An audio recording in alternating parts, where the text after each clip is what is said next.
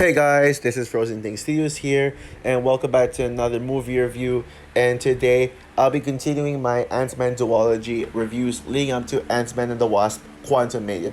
So I did my review of the first Ant-Man movie yesterday. If you haven't seen that review yet, go check it out. But now let's talk about its sequel, Ant-Man and the Wasp. So Ant-Man and the Wasp is directed by Peyton Reed once again and came out in the year 2018. The film stars pretty much most of the cast from the first film, but adding in some new cast like Michelle Pfeiffer, Hannah John Kamen, Walton Goggins, and Lawrence Fishburne. And the plot for this film is basically one of those post Civil War movies, just like Spider-Man Homecoming and Black Panther, those movies. Basically, Scott Lang is under a two-year house arrest for his involvement in Captain America Civil War. And throughout this house arrest, he tries to entertain Cassie and forms a bond with her. And one day, Scott he hears a dream about Janet being stuck in the quantum realm. He hears Janet's voice and gets secretly picked up by Hack and Hope as when they found out about Scott's dream, and they pretty much must be able to open the quantum realm inside this shrinking lab that can this quantum realm that Janet has been stuck on this whole time, and and in hopes that she could still be alive. But meanwhile, there are villains trying to get the lab and get the lab and basically and the quantum realm for their own purposes. You have the main villain Ghost who wants Janet to heal her after getting destroyed. After her body is getting destroyed by the quantum realm, and she's pretty much now a ghost. And then you have Sonny Birch, this businessman who wants the lab for business, I guess. So yeah, that pretty much hints at criticism I will give, but I'll get to that later. So yeah, back in 2018, I saw Ant Man the Wasp on opening day during my vacation in Los Angeles. Yeah, I saw us at AMC theaters. I mean, I know a lot of my friends are from the US, and they talk about watching movies in the AMC theater. So it was really nice for me to experience it. I saw two movies in AMC. I remember I also saw Avengers: Age of Ultron during my trip to Los Angeles when I was in Universal Studios. So I watched Age of Ultron there, and then Ant-Man the Wasp. I watched like somewhere I forgot where, but I still remember how it looks like. But yeah, it was a really nice experience of watching a movie in the U.S. It feels really different than in my country. But yeah, we might go to the U.S. this year, and if you do, we'll probably be watching Indiana Jones and the Dial of Destiny in AMC theaters again. But yeah, we'll see. But this time it's gonna be in Miami. But plans haven't been confirmed yet. But I don't talk too much about that. Let's stick to Ant Man the Wasp. Yeah. The first Ant-Man movie is pretty much well received for the most part. There's some people who said that it's okay or it's pretty mediocre, but most people I know really love it. I mean, to me personally, I wouldn't say I love the first Ant-Man, but I think it is a really good film. It's a really good film. In fact, I think the movie gets better the more I think about it. And I actually now prefer that movie over Thor: Love and Thunder. Even though I still give Thor: Love and Thunder 8 out of 10, I think Ant-Man is higher 8 out of 10. And so yeah, as well received as this film is, Ant-Man the Wasp reviews well. I will say it does have a higher Rotten Tomato score than the first film, with the first being 83% and this one being 87%. Although I got a question with you. How is this rated higher than Avengers Infinity War? Avengers Infinity War is my favorite movie of 2018 and probably my second favorite MCU movie behind No Way Home, and my favorite Phase 3 movie. And yes, I do now prefer it over Endgame slightly. But I'll mention that the reason in my Quantumania review, because I think I will say it has something to do with that from Endgame and Quantumania connection, that I'll be explaining why I think Infinity War is now overall better than Endgame as a conclusion. But yeah, let's talk about Ant-Man first. So yeah, Ant-Man. Okay, where was I? Um, oh yes. So what I was saying is, basically this movie got a higher Rotten Tomato score than Infinity War, which I do not understand. Black Panther, I get it because I will admit Black Panther is a better made film than Infinity War, but Infinity War is just like more favorable to me. But yeah, Ant-Man and Wasp, it does nothing to stand out from Infinity War. But despite the Rotten Tomatoes score being really high, the movie is actually hated. Yeah, people hate this movie. Like, this people say this is one of the worst MCU movies, and yeah, I've seen a lot of people take this movie way to the extreme. Like, for some reason, I don't really get the flaws. I mean, they say that it's flat, it's forgettable, and that's a really bad villain. Well, understandable, but like, yeah, I mean, Quantum Mania may have a rotten score, Rotten Tomatoes, but a lot of people say even Quantum Mania is better than Ant Man was. So glad to know that people don't think Quantum Mania is the worst Ant Man movie. I'm glad about that. Even though yeah, it has the lowest score Rotten Tomatoes, you can't always trust Rotten Tomatoes. That's pretty much facts at this point.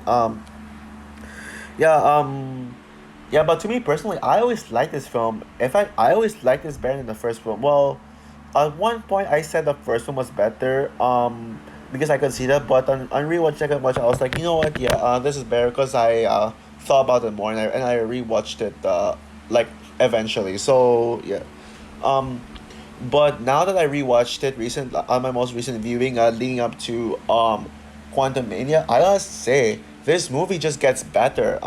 Yeah, this actually does get better. In fact, I liked it more than I remember. Maybe not as good as my theater watch, but in comparison to all my rewatches, this is like pretty much like I enjoyed the most. And yeah, I know like I'm in the minority of saying this is better than the first Ant Man, but yeah, it is better than the first Ant Man, and I stand by that. Yeah, I don't now. I will acknowledge that Ant Man 1 is a better made film. But you know what, guys? Thinking about it, I think I should get to my flaws first before I get to what I really liked about the film, about this film. Yeah, so the first Ant Man is better written and better made. I can acknowledge that because I think the story here is fine. I guess it's okay, but the problem with the story is that it does nothing special. I mean, I like that it's a buddy comedy film. I like the lab storyline for the most part. Like the character arcs and Janet being alive. All that stuff, but Ant-Man, the first film, did something unique to the MCU. Like it's one of those films that really shifted the genre. Like to make something that to have a subgenre that isn't just sci-fi, fantasy, action, those stuff. Um, Ant-Man was a heist film, so the film was about Scott going on heist missions, like as a superhero, and you'd love to see it. Uh, and yeah, I actually forgot to mention in my first movie review, but that I would have like I think Edgar Wright's version would have been better, but I don't think he would have directed like this film and like that and sequels. I think they would have gotten Peyton Reed. But yeah, but the first Ant Man was unique. It's just that I just found this one enjoyable, but I'll get more to that later. This one did nothing new. Like that's the problem with the story. It does nothing new. I mean, besides a good old buddy cop storyline, like that could have been like typical MCU. So it's a little safer than the first film. It plays itself a lot safer than the first film, but you know. It's just weird to say it's better because I usually like films that take risks more than films that play safe. But I'll elaborate more of that later. Um, but yeah, besides that, I think the biggest problem with the movie is that it's overstuffed with villains. Now, I love Ghost. I will defend Ghost till the day I die. I will explain why I love her, but I would say Ghost should have been the only villain. I mean, despite my hatred towards the first Ant Man villain, like Darren Cross, at least he's just a single villain. At least the movie doesn't add more villains to make it look more ambitious. This one basically has two extra villains who I think are far too necessary. Bill Foster was necessary to the story, but he didn't need to be a twist villain. I mean, basically, he was just there as an associate to help Hank Pym, but then later on he was a twist villain involved in Ghost's villain stuff, and I was like, oh god, like that was far too forced. Like the way they reveal it, and like what he actually wanted from Hank, yeah, just made no sense. I mean, they really shouldn't have went for that. But the one character who I thought was far too unnecessary in this movie is Sonny Bridge. Oh, honestly, I think he's even worse than Darren Cross. I mean, actually, yeah, yes, he is worse than Darren Cross. I almost like wanted to take that back, but yeah, I can't stand Sonny Bridge. I think he's really annoying, and I mean, basically, he's just there for like irredeemable villain when because you know of how Ghost is a villain who was redeemed. So like they just forced in a unnecessary like villain who's irredeemable and disguised himself as the main villain. Basically, his motivation is just to take the lab for business purposes. That's basically it. But like, there's no rhyme or reason to why he's doing these things. Like it's just so annoying. And yeah, I really don't like this guy. Also, besides the villain, there's also one character I don't really like that much, Jimmy Woo. Now, I like him as a character overall, especially in One Division. I mean, I really like the Jimmy Woo in One Division.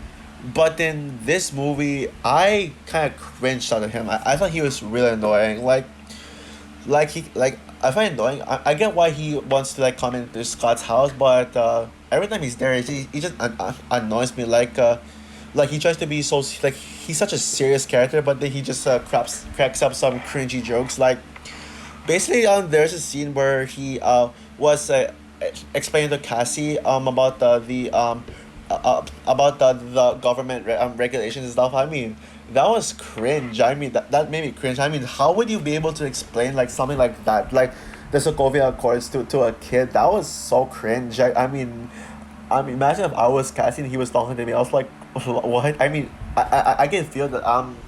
That's pretty much how Cassie felt when she heard it. I can tell like she was confused. She was like, what? I mean, yeah, that was cringe. And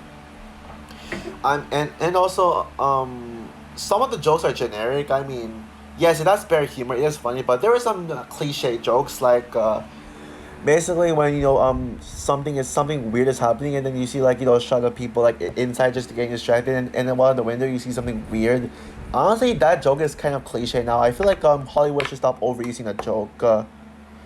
Yeah, but besides those flaws and a few other nitpicks, this movie is really is better than the first. And let me explain how. I mean, yes, this like what I said, this movie plays itself safer than it does in the first, but it's better because the first film does have slow pacing, but this one I think has much better pacing. I think the pacing here is really good. It's a very fast paced movie that doesn't feel rushed. And it never bored me. Ant-Man had a few scenes that bored me. This one didn't at all. So like I just really love the fast pacing here. There's a lot more action this time around, and boy, the action scenes are an absolute upgrade. I mean, if you thought the train fight scene was not good enough, oh boy, I mean, the kitchen fight scene was absolutely epic. The Wasp is a perfect addition to this franchise, and we get to see some really good chemistry between Ant-Man and the Wasp. I mean, Scott and Hope. I mean, I really love them together. I think they're a much better couple, and I'm glad that Scott got her instead of whoever the one who his wife who divorced her in the first film. Yeah, I'm sure you know what I'm talking about. I think this film's biggest strength is the chemistry between characters. I mean, I mean, you really get to see these characters interacting very well, and that characters is my favorite aspect of film. So there's a lot of movies where I praise the characters the most, and Ant-Man and the Wasp is no exception because I just really love these characters together. But Scott and Hope's chemistry does not compare to Scott and Cassie's chemistry in these films. I said in the first film in my review that Scott and Cassie's bonding will always be the best part of these Ant-Man films. I hope it is the highlight of the third film. Like, I mean, even though like everyone's saying, oh, Kang is the standout of the third film, Kang's the best part. I mean, I hope it doesn't overshadow Scott and Cassie. I hope Scott and Cassie's relationship would still be the best part of the third film. But yeah, Scott and Cassie's chemistry was even better than the first film. Considering that Cassie's much older now, I mean, we get to see more of an interaction. We get to see Cassie talk more now. I'm getting Cassie's like 10 years old, so there's a lot more going on in her mind, and and the way she interacts with Scott is really good. I love that she protects Scott a lot, especially like when she tried to distract the Jamie Woo and the FBI for from getting into Scott before Scott got in, and yeah, I mean that was really sweet of her, and then we got to see this one chilling moment with this one really relaxing moment with Scott and Cassie just having this conversation about partners Cassie saying, oh, I want to be your partner, and then Scott was like, oh, I have I have hope. I really love that conversation. It was so sweet. Like probably one of the best conversation scenes in the MCU. When it comes to subtle, quiet conversations between characters, I think that scene was one of the best in the MCU because I mean I love action scenes as well, but you definitely need scenes of to breathe and be quiet and that scene. I mean, I love that scene. And it really caught my attention. I was like, oh, when I watched that movie the first time, the first thing I was thinking was like, what was oh, I hope Cassie actually becomes a superhero and teams up with Scott. But thankfully, my dream came true with the third film. I can't wait to see that see Cassie becoming a hero teaming up with Scott. Yeah, I mean, I love that man. I mean, Scott may be one of the best movie fathers ever. I mean, no joke. I mean, yeah, maybe he is the best parent in all of the MCU. Like as a parent, I mean, there's not many parents in the MCU. Let's be real here, but Scott is the best parent. I mean, I just love him as a father. He is a perfect father, and you really get to see that bonding. And the comedy is really good too as well. I mean, most of the comedy is a lot funny, and there's some puns that I really laughed at. But obviously, Louis gets the funniest part. I mean, Louis got to tell the story again. Just like the first film where he tells a story in such a jukebox way, and it's like as if he's singing a song like jukebox, but he's just talking. Yeah, how they did in this film, it's even better than the first film. I was laughing like so hard, like even harder than I was with the stories in the first film because like I was like hoping for it like throughout the movie until that part. I was like every time I see Louise, I was like, oh, please give us a Louise story, please give us a Louise story, and he actually did it, and man, he absolutely nailed it. I mean, that was perfect. Telling let Scott's throughout the entire Scott story from how Louise met him to like present day when just like he literally told all of that just so he can give it Sonny Birch information on who where Scott Lang is. I mean, I love that. That was really cool. And then now let's talk about the villain. Yes, no, not Bill Foster, not Sonny Birch. Screw those guys. I'm talking about Ghost because Ghost is one of the most overly hated MCU villains in my opinion. I do not understand the hate that she gets. I think she's probably the second most overly hated and underrated MCU villain. Number one being Carly from The Falcon and Winter Soldier. But I really like Ghost. I think what I like about her is that you really sympathize with her. You really understand how she's feeling. Like she may be the antagonist, but she's not evil. She's just hurt and she's mad and she wants to get things right so angrily. So basically the way that she handles the situation is that she it's that I'm sure you know where I'm going with this, but I don't know what word to use. I'm lost. But yeah, you really feel that, and you feel bad for her because she was she lost her parents and she lost her soul. No, not really soul. I'm not sure what that is, but she became a ghost now. Because of the quantum realm. So pretty much she's gonna use the quantum realm to heal her, but then China was able to do it. So again, I mean, you really understand where she's coming from. Yeah, I don't see why she's hated. And I don't think she's wasted at all. I mean, Sonny Bush is far more wasted than she was, and also Bill Foster as well. So yeah, that's another thing. So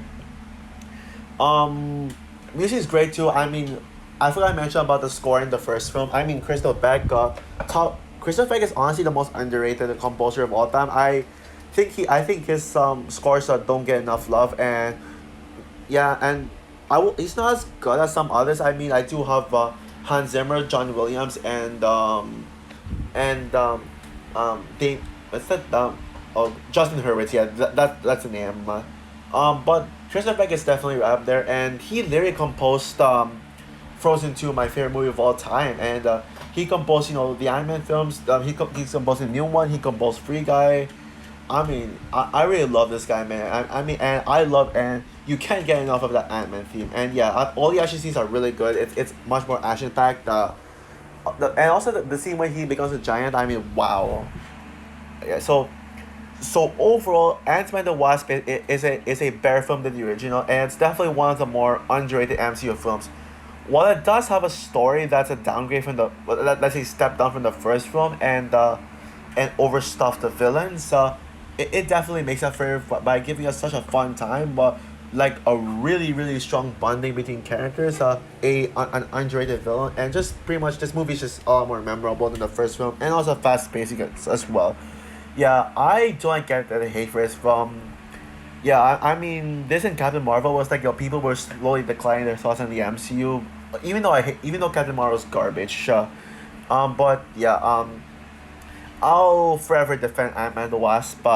Yeah, I don't care what anyone says. So yeah, with that said, I'm gonna give Ant Man the Wasp a really strong 8 out of 10. Yeah, it's a really good time. Just definitely rewatch it. Maybe you'll find some appreciation for this. If you don't look at the story aspect, like, and rely so much on the story, maybe you'll find something out of this. So that's all for my review of Ant-Man the Wasp. And tomorrow is the day when I go see Ant-Man the Wasp Quantumania.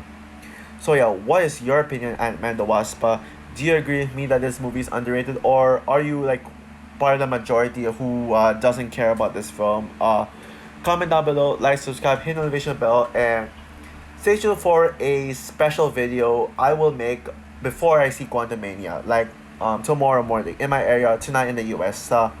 And after that, stay tuned for my defense review of Quantumania. I know I'm very sure I will defend that movie. I know, yeah, because I've been defending the MCU lately, so I don't think Quantumania will be the same. Like, I mean, I know Quantumania will be the same, just like modern day MCU films. So yeah, bye guys.